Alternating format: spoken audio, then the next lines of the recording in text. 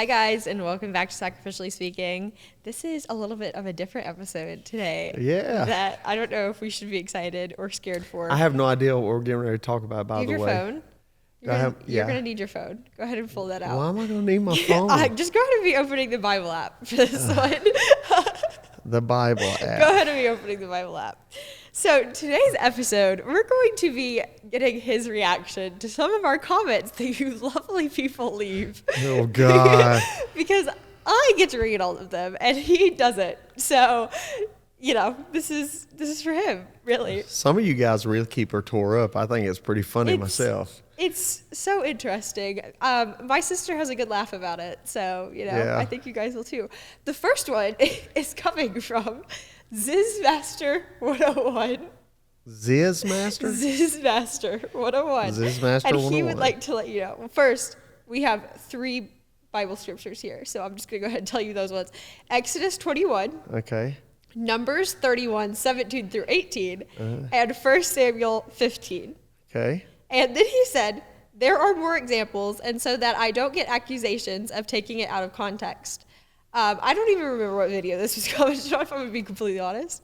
And it says, slavery in any shape or form is wrong, regardless of the rules put in place. To exemplify this, think, would you be okay with being a slave under these rules? The answer is probably no. You don't want to be a slave. A God commanding people to kill women in warfare is bad, but then to take virgin women for your own pleasure is also an awful thing to tell someone to do. And for the argument that it was a blessing as the men were all gone so no one could take care of said women, would you have sex with someone that murdered your family in front of you and call it a blessing? Now technically, Saul spared some cows and a few people, which isn't total genocide, bar so low that not committing total genocide is a good thing. But God was angry that some cows and Agag were left alive. I will always remain on the side that genocide, regardless of circumstances, is bad. To which I replied, thank you for sharing your thoughts with us. We'll be sure to address the topic through a biblical lens soon. To which he replied, feels like a very cookie cutter response, but sure, let me know when you address it and how. Feel it would either be a deflection saying, God says not to kill, it's in the commandments, or it will be, God is always right, so genocide in that instance was right. Would you like to further reply? And I do remember what video this was on now, but it had nothing to do with slavery or genocide, so that doesn't actually help the context any. Okay. All right. So Did you get all that? I did get all that. I don't even need to look at my Bible. I know all the passages I figured. he's talking about. So first of all, and with all due respect, the comment is such a convoluted, out of context, misquoted look at all the issues at all one time. It's like, let's take everything and throw it against the wall and see if we can make anything stick against God. Mm-hmm. All right? Number one, God does not condone slavery. Nobody has been slaves more than the Jewish people. Mm-hmm. And the Jews are Nobody. God's people. Nobody. Let's just take that out of the equation. Yeah.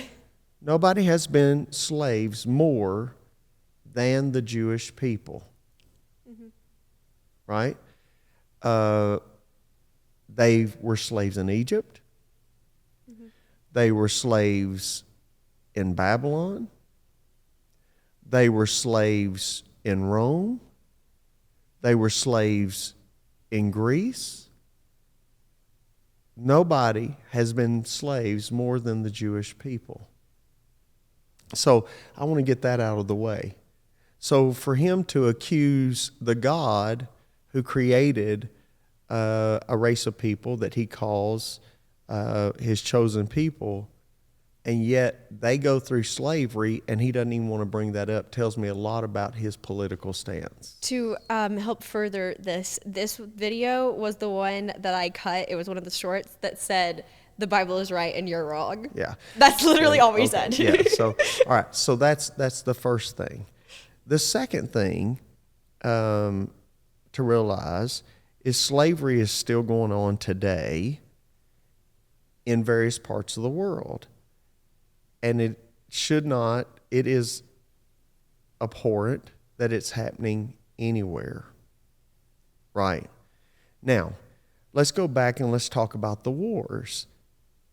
And genocide, as you would like to call it. Genocide, wars. Yeah. Okay, so when God tells him to go into certain regions and to destroy every living thing there, this person actually needs to know biblical history that started all the way back in Genesis 6 and the seed of giants that built a race. There was not just a few giants. There was entire races. One of those races was in the region where God told him to go in and to eliminate this. Mm-hmm. These were hybrids, demonic hybrids of people. Mm-hmm. Again, not to speak down about anybody's intelligence, but if he actually would study some serious history, he would understand why the eradication of that was important. Mm-hmm. Because there was genetic tampering, and these are things that are not taught in church on a broad scale. So a lot of people don't know this stuff. So they look at a scripture at face value and they don't understand the historical context of what's going on there and why. And so to eliminate everything there, that's the reason for that in those particular passages.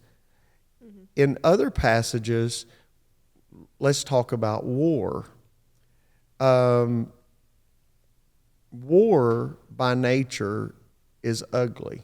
Yeah. God's will is not war, but man wars. Mm-hmm. But God is also not for example, a country or a regime that currently, because not everybody in Iran believes this, but a country like Iran that has a regime there that says we want to eliminate all the Jewish people. That's genocide. But yet we're waving Palestinian flags and Iranian flags in our streets. And it makes me wonder if this guy is not one of them. Probably. Well, I don't want to assume that. It makes me wonder if he doesn't have some of those political persuasions because of how he's speaking. Mm-hmm. And he's speaking so, honestly, I can tell you he's speaking so surface value. I can tell that he's never done serious study with the Bible, nor with history, to sit down and answer the bulk of these questions. Like, these are like the oldest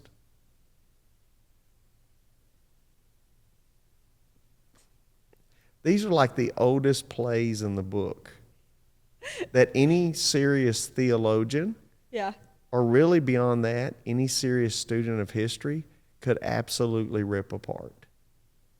Yeah, well, I mean, logic won't play into that. That logic, they won't even receive the logic of that. So a lot of these things like that,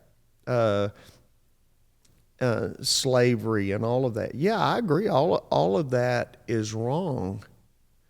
But there were such things as indentured servants. Mm-hmm. And by the way, if you go work for somebody else and you're being paid,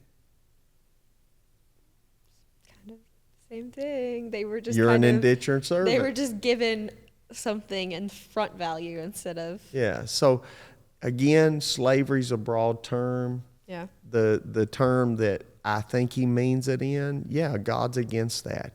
God is not for that. The scripture doesn't even condone that. Yet the reality of an ancient world that was battling and warring Yeah. for existence. And I feel like And there are, sorry, go. Well, when you have a race of people that are going to eliminate you, what are your options? You eliminate them first. I mean, it's survival at that point. It's survival. And so people are responding like that, right? Now, it is not the will of God that any people group destroy another people group. But if you're hell bent on breaking into my house and killing my family because you want to exterminate the Warrens off the face of the earth, then guess what? I don't even have to pray about it. That was a really extreme example. I know. I think you are. But I don't even have to pray about it. Yeah. I have a right Absolutely. to defend myself and to defend my family. Yeah. Right? And here's what's crazy is the people that he's complaining about, the Jews going in and eradicating, went in and eradicated generations and generations and generations of people before them. And, okay, I'm just going to say it, and this is really going to get you some comments. The extreme Muslim faith, study history. If you can prove me wrong on this one, study history. Everywhere that Islam spread, the first thing they do is they go in and they eradicate all the history of that culture to replace it with the extreme Islam. And I'm not talking about all Muslims across the board. No. You know, there's Christians and Muslims. There's a lot of Muslims that are like Christians. You got various sects and groups. I'm talking about extreme radical Islamists. Yeah. When they went through conquering the world, they would mass wipe out. I mean, that started with the Mongolians. I literally had learned I mean, about they it. would mass, but my point is they would mass wipe out civilizations. So to have regimes still like that in existence, and for people like this young man and others to not even think that's a serious issue, shows their lack of knowledge of any kind of history at all, much less the Bible. And I'm not being mean or ugly or disrespectful. I'm trying to say the arguments that you just brought to the table are the most base. Actually, they're so easy to deal with, it's almost Okay. a waste of energy to even deal with We're it, gonna other move- than I believe I have a very sincere young man who has been taught an ideology. And that's the reason I'm talking about, because he's been taught an ideology from a worldview without adequately being a student of Scripture and or history, and especially the two combined. So we're moving on to the next question. well, That's what I'm going but with. anyway, it's a great question. It Yeah. just tells me the It's a- worldview. Yeah. It's So I've been doing this for 36 years.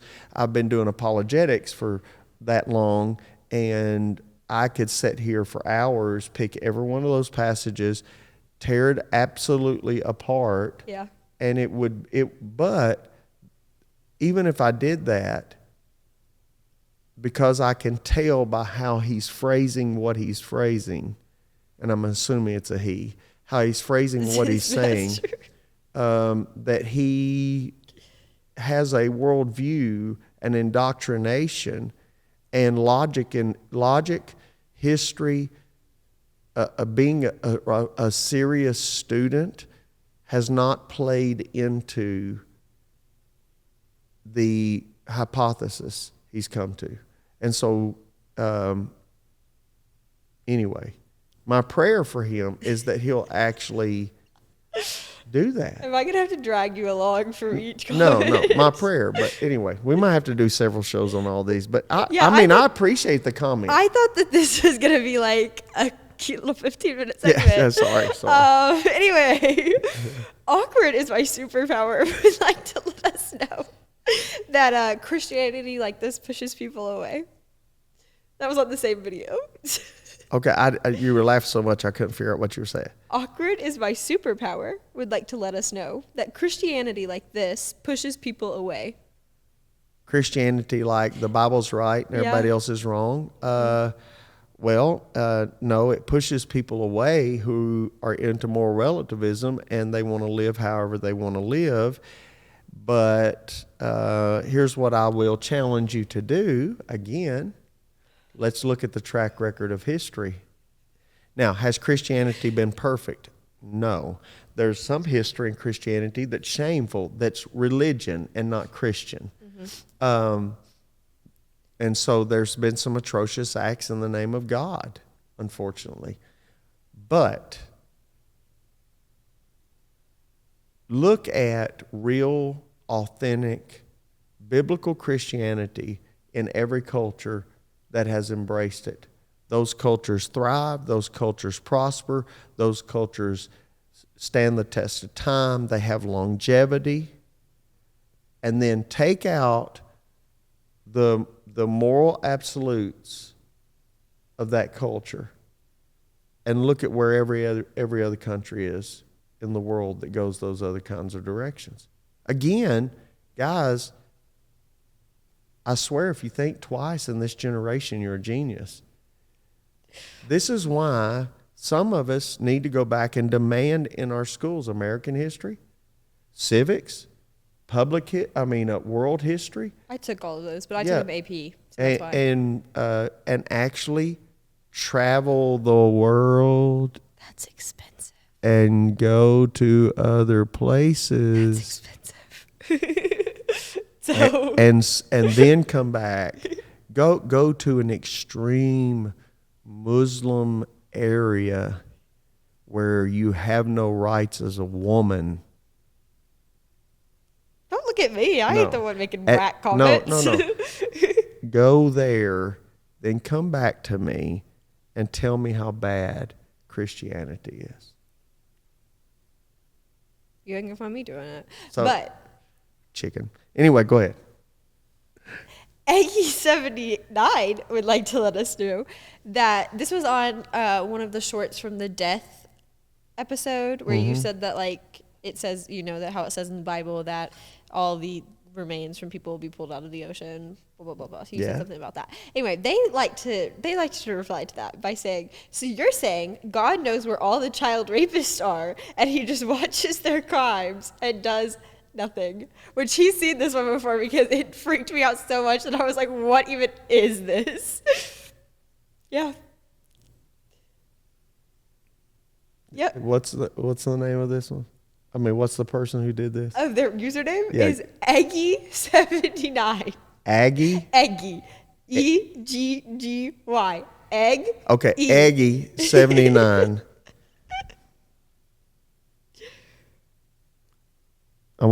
I got a word. Oh, God. You are a moron. Thank you. I think we should just move on from that one. No, I don't think there's any helping them. No, I'm serious. That is, go seek psychological help. You need some psychological help. Whose first thought is that? Like, legitimately, because I get the notifications on my phone and I saw that. My thing is, how can you even make the leap to rapists, child molesters, and all of that when we're talking about the remains of dead people and the resurrection? I legitimately, I was like, oh my God, that was an interesting comment to wake up to. So, good work, I guess. You know what those kinds of people are? They're the kind of people that play with football bats. So anyway, go ahead. Okay. NTM TLC would like to let us know that this was on the death episode, according to the word, when Moses died, there was a period of 30 days of mourning. So we are only allowed to mourn 30 days, period, exclamation mark, exclamation mark. This has to be a person who has never, ever had tragic loss in their life. And they're going to find out that it's not quite that cut and dry. Now, I've seen some people that they've mourned and they've moved on. Yeah. But the sting of that, the memories from time to time bring up. People mourn differently. People mourn differently. He's telling the nation. We're talking to a nation. We're not talking just to individuals about losing a mother or a father or losing a child. Mm-hmm. And this is a person who has no life experience that has ever been through the kind of tragedy that you don't get past in 30 days. They've never had that. It's either that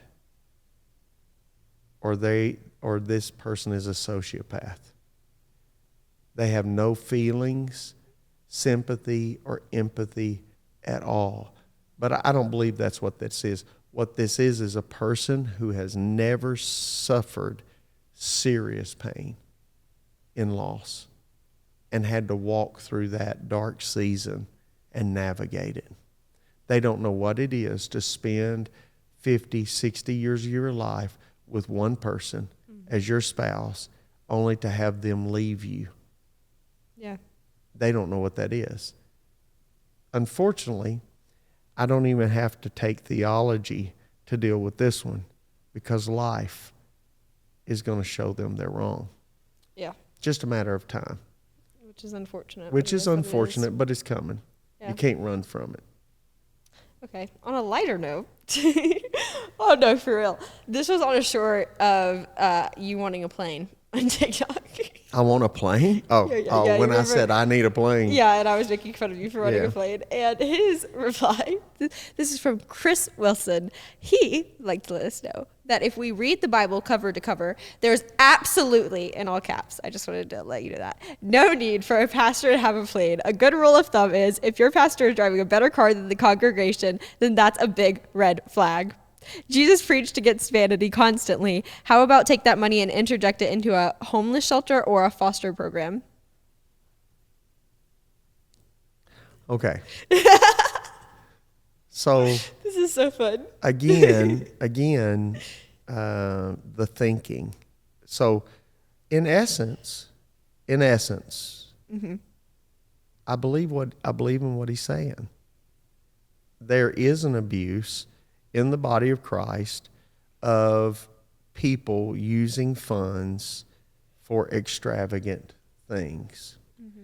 This person doesn't understand orphanages, foster homes, churches, houses for widows, all the above I have done and still continue to do. Yeah, I know. I knew that. So reading that comment, to the tune of hundreds and hundreds of millions of dollars. Mm-hmm.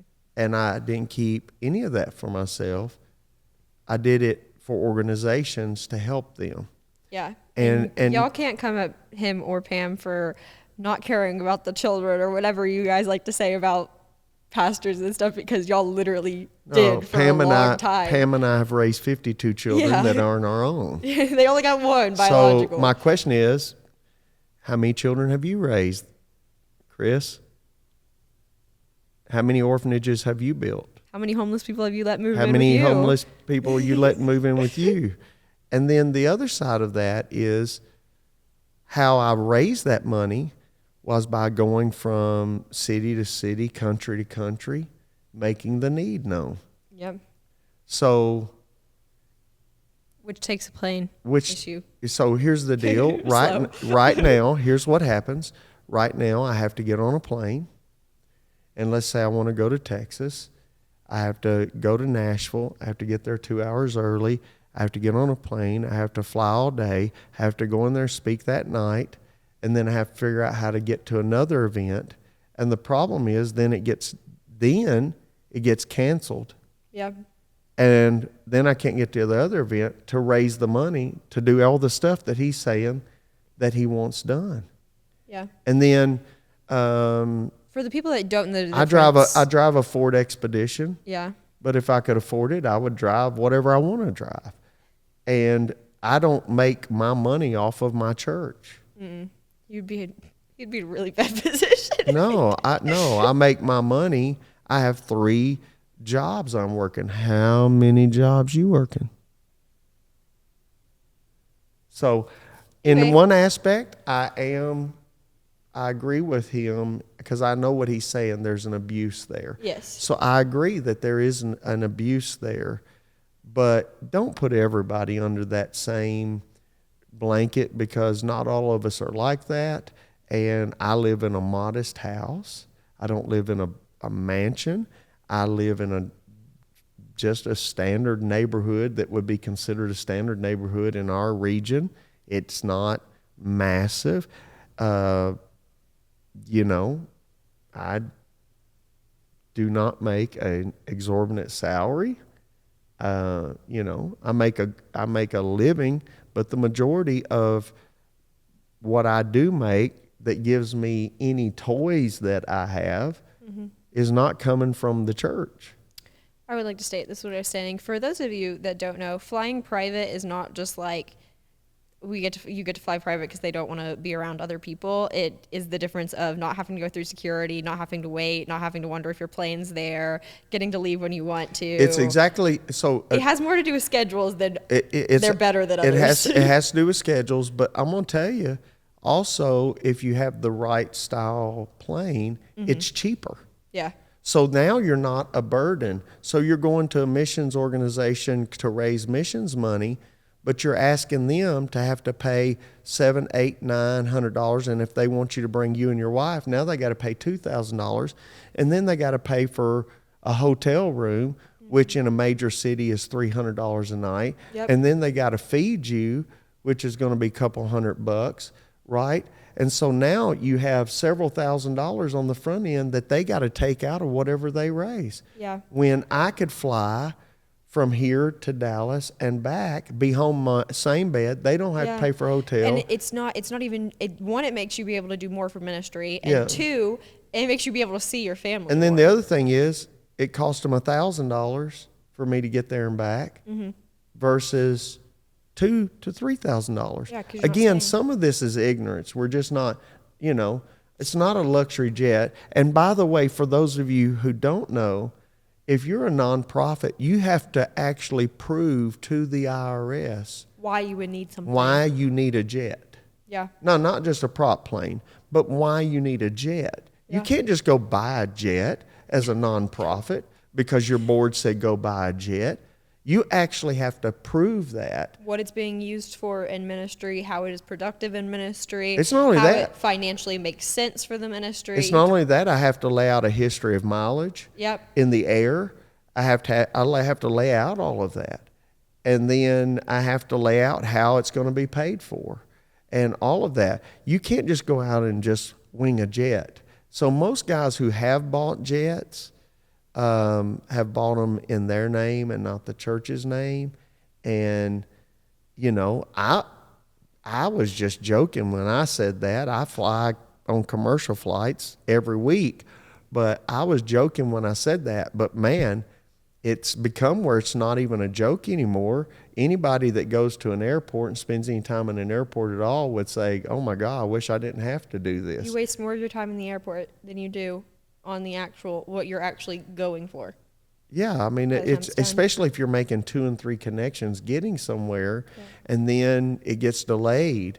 And then here's the other thing. So flight gets out, like I was supposed to be in California. Yeah.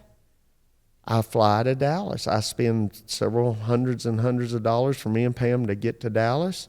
We're supposed to get to California. The plane got canceled. The next plane got canceled. There were no storms.